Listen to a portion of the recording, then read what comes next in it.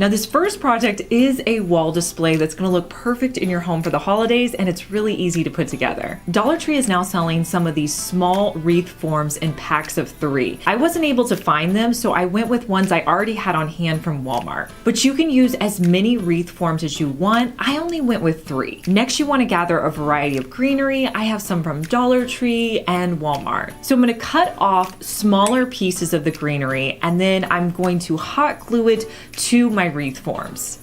One of the tricks I like to use when I'm adding on greenery is you really want to layer it so it gives a little bit of texture and dimension to your wreath forms. You also want to try to disguise anywhere where you put glue. So if you can get like a smaller greenery piece and put it on top of the greenery, that makes it look so much better. I'm also adding some of this silver greenery just to give it a little bit of sparkle because, I mean, this is for the holidays. This stick over here is one that I pulled just out of my backyard, and I'm going to use it to put my wall hanging on. Next, I'm going to use some macrame, and I will link the macrame I used down in the comments. You're going to tie some macrame to the top of your wreath form, and then you'll tie it to the stick.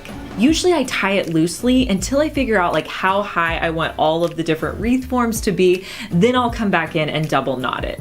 Once you get them tied onto your stick, you want to take a step back and see if there's any greenery that you need to add, or maybe reposition some of the wreath forms. And here's a look at how it turned out.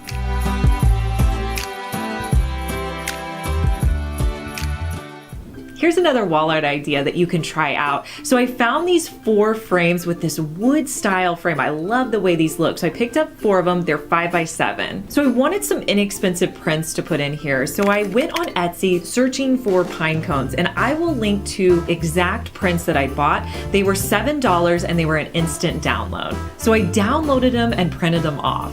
Next, I'm going to remove all of the contents from my frames, and I'm going to use that 5x7 paper to trace around where I'm going to cut out. Whenever you print them off on your printer, make sure you size them down so that they are a 5x7. Don't print them off at like a normal 8x10, or I think it's 8x11 size. You want to make them smaller so that it'll fit into whatever frame you're putting them in. So I'm going to cut out the pictures.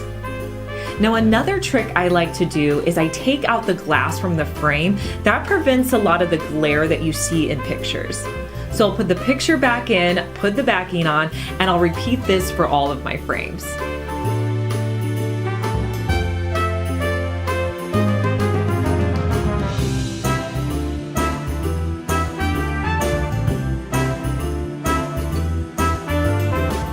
So you could hang these on your wall with command strips. I have them styled on my shelf.